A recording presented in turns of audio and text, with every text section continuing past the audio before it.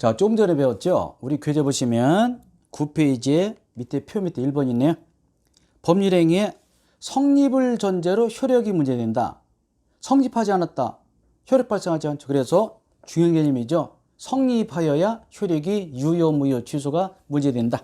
그래서 자, 모든 법률은 성립 요건을 전제로 효력 요건 문제된다. 따라서 성립하지 않았다. 불성립이다. 그런 건 아예 무효, 취소 문제가 성립할 수 있어 없어요? 없잖아요. 중요하죠. 애를 가져야 정상으로 태어날까, 유산될까, 애가 흠이 있을까 문제되지. 애도 갖지도 않았어. 근데 유산됐다 그런 말 쓸 수 있어 없지? 없잖아요. 자, 다시 한번 표를 또 한번 봅니다. 자, 중요하죠. 모든 법률은 뭐 해야 되죠? 성립하여야 그 이외에 유효, 무효, 취소 문제.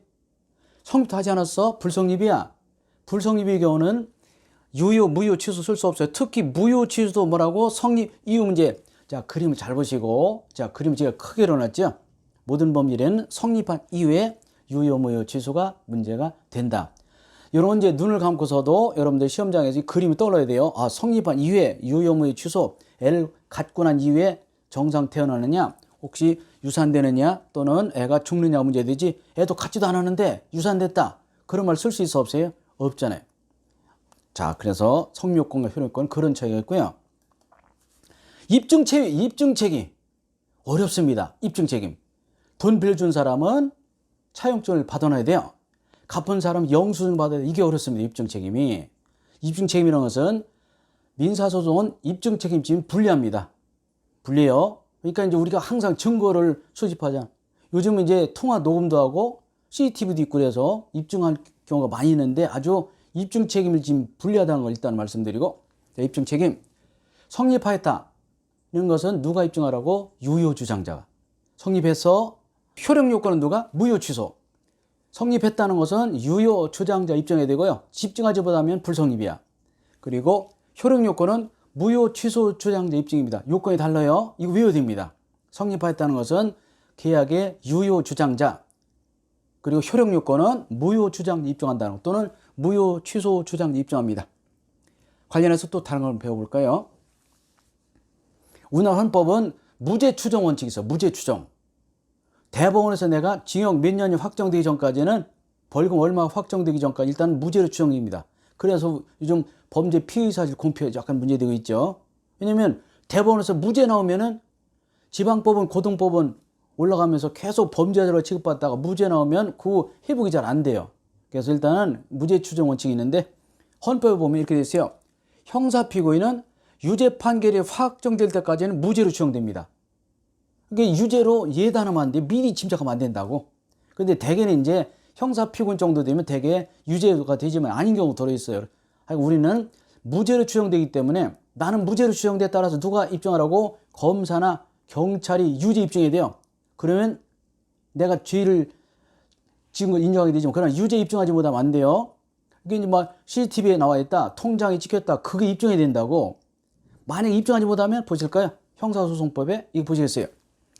체포한 피의자를 구속하고자 할 때, 이게 죄를 입증해서 구속하려면요, 최소한 체포한 때로부터 48시간 내에 구속영장을 청구해야 되지, 48시간 지나도록 입증하지 못하면 무죄를 석방하도록 되어 있다고.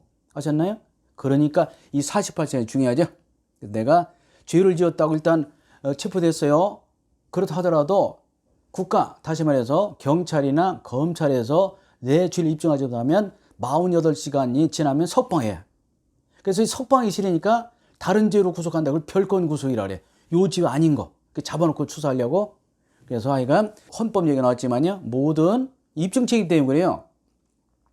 우리 죄를 지었다, 이 사람은 대법원 판결이 확정될 때까지는 무죄로 추정되고, 그리고 체포한 피의자를 구속하려면 48시간 내에 경찰이나 검찰에서 죄를 입증해야 되지, 만약에 48시간이 지나도록 입증하지 못하면 무죄 석방해야 된다. 이렇게 중요해요. 이 48시간 알아두시고요. 48시간.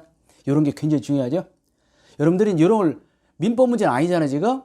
입증 책임과 관련이 있죠. 그래서 말씀드리는 것이니까 잘 보시고 나중에 유효하게 쓸 때가 있을 겁니다.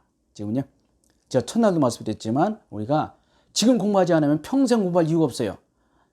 평생 공부할 그런 쉽게 말해서 경우가 안 생겨요. 우리가 법대나 로스쿨 가기 전에는. 그래서 꼭 지금 요때 배울 때 조금이라도 배워두시면 도움이 될 것으로 믿습니다. 보이죠? 능력. 우리가 일반적으로 얘기하는 능력 다릅니다. 전혀 다릅니다. 능력은요. 아까 말씀드렸죠? 저 사람 능력이 있어. 부자에 인물 좋고 뭐 좋은 학벌에 그런 능력 아닙니다. 자, 능력은 크게 세 가지가 있어요. 첫 번째 권리 능력. 살아있는 모든 사람. 권리 능력자. 그래서 자, 태어나 죽은 사람은 능력이 없어요. 권리 능력. 다시 말해서 죽은 사람 이름으로 아직 엄마 뱃속에서 나오기 전에 태아 이름으로 집 살 수 있어 없어요? 없어요. 권리 무능력자. 그러니까 죽은 사람 이름으로 또는 태아 이름으로 계약하면 그런 계약은 무효가 돼요. 엄마 뱃속에서 11달 있으면서 금방 나올 것 같아. 막 뱃속에서 요동칩니다. 그렇다 하더라도 태어나기 전에는 사람이 아니야. 칠삭동이는 사람이거든요. 태어나면 사람이야. 그러나 태어나 죽은 사람은 권리 무능력자로서 이 권리 능력이 없다. 얘들의 계약은 무효고요.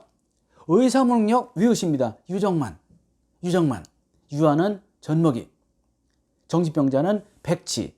만취 아시죠? 만취? 테이프 끊어진다고 하는 거 있잖아. 만취 경우는 무효인데 얘 만취가 문제돼요. 만취. 술이 우리말로 만땅이 돼서 계약했습니다. 그리고 나서 다음날 생각했더니 큰일 났어요. 이거 입증하면 돼요? 쉽진 않겠지만 만취자는 의사무능력 무효가 된다. 만취 무효. 꼭 알아두시. 이게 굉장히 중요합니다. 만취 무효. 그래서 유아, 유정만 왜요? 유정만 앞으로 써먹어요. 유아 특히 만취가 문제되겠죠. 젖먹이라든지 뭐 백치와 같은 정신병자라든지 이거 정도 차이 물려 있습니다. 만취자는 의사능력이 없어가지고 이 친구들의 계약은 뭐라고요? 무효다. 자, 권리 무능력자 무효. 누가 무효라고요? 태아와 죽은 사람 무효. 의사 무능력 무효. 그리고 이번에 제한능력인데 중요합니다. 전에 행위 무능력 그랬거든. 무능력이라는 말이 안 좋은 말이잖아요. 그래서 행위 무능력 이런 것은요 안 좋은 말이고 말을 바꿨어요. 능력이 제한되었다. 그래서 말을 바꿨는데 이게 예전에 제가 말씀드린 그런데요. 한정치한자, 금치한자 개념을 바꿨어요 이번에. 근데 말이 어려워가지고 더 어려워 그때부터. 그 한정치한 금치한이 일본 말이라고 해서 우리말로 바꿨는데 어렵습니다. 자, 능력이 제한된 친구는 몇 명 있어요? 3명 있어요. 첫 번째 미성년자 19세 간대요. 19세 미성년자. 얘들 계약은 언제나 취소할 수 있거든요. 문제는 피한정후견인데 뜻이 한정후견을 받을 사람이에요. 그리고 성년후견은 성년후견을 받을 사람이야. 그래서 원래는 제한능력자는 미피피해야 돼. 그런데 그런 의미가 없어서 제가 미한성을 해요. 미성년자 피한정후견인 피성년후견인을 능력이 제한된 사람이라고 그래요. 그럼 미성년자는 19세 미만 어렵잖아요. 다음에 뭐가 문제된다고? 피한전후견과 피성년후견이 문제돼요. 피한정후견이라는 것은 어떤 정신능력이 부족해서 법원으로부터 가족의 청구에 따라서 선고를 받은 사람을 말이에요. 선고. 제가 정확한지는 모르겠습니다만 지금 롯데그룹 신격구 회장 이거 받은 걸 알고 있습니다. 재산이 많은데 왜 큰아들 둘째 아들 막 싸우잖아. 방송이 시끄럽죠. 그게 뭐 취소되는지 모르겠는데 우리 나이로 90 뭐 6, 7 그렇게 된다고 그래요. 그분이 이걸 받았습니다.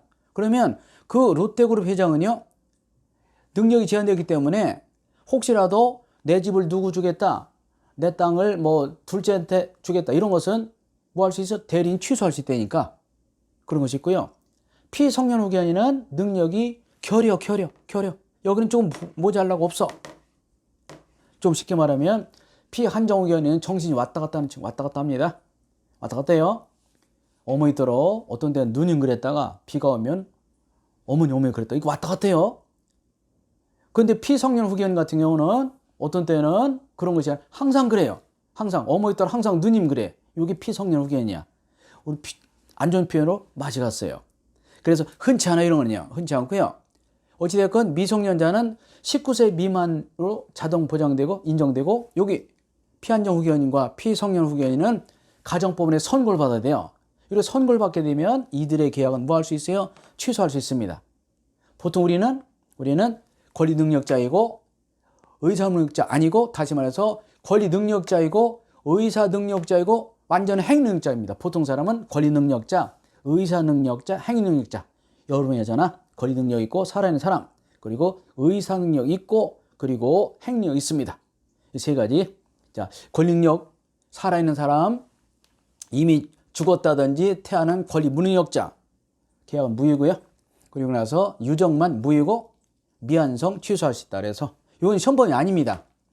시험범위는 아니지만 나오죠. 배워야 되면 여기도 우리 시험범위가 103조부터 시험범위인데 여기는 민법 10조대에 나와요. 시험범위 아니지만 알아야 돼. 이걸 모르면 대리 못 풀어 나중에. 애매해요 지금. 총칙 중에 일부만 치기 때문에 그렇죠. 꼭 알아두시기 바라고.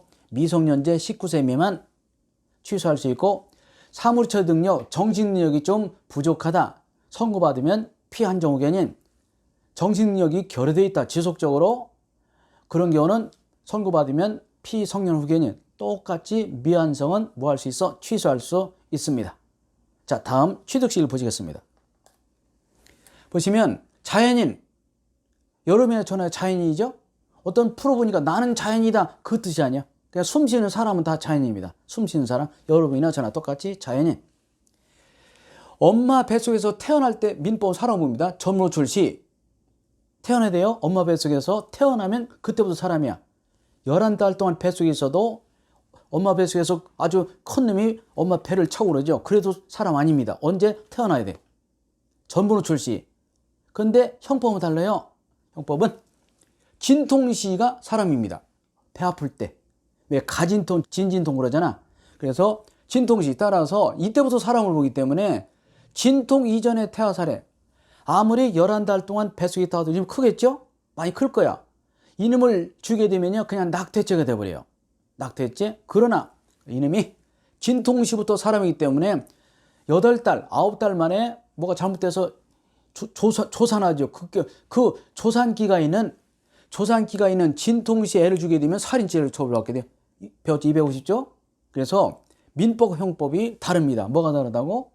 시기가 달라요. 그래서 민법에서는 전무노출시가 사람이고 형법에서는 진통시부터 사람이다. 그래서 진통 시작되기 전에는 아무리 엄마 뱃속에서 11달 이타 하더라도 아직은 태아이기 때문에 그 산모를 발로 차서 유산되면 그건 낙태죄이지만 그러나 진통시부터의 태아는 사람을 보기 때문에 진통 중인 산모를 발로 걷어차서 애가 죽게 되면 산모는 살았다 하더라도 애가 죽게 되면 그때는 살인죄로 처벌을 받습니다. 이렇게 차이가 있어요. 되겠고요. 우리는 이제 민법이 그렇고요. 법인의 권리능력은요. 사단이든 재단이든 듣게 됩니다. 법인의 권리능력은 사단법이든 재단법이든 모두 등기해야 된다. 이렇게 되어 있고요. 이런 거는 시험범위 아니지만요. 알아두시기 바라요. 이건 약간 시험범위를 벗어났죠. 그래도 보시면 여러분들께서 일반 법과대학에서 배우는 민법 내용도 있고 형법 내용도 있는데 아주 기본적인 내용이기 때문에 자 중개사 자격을 취득하는 이 시점에 한번 배우시기 바랍니다. 그러면 굉장히 도움이 될 것으로 믿습니다. 자, 조금 쉬었다 할게요.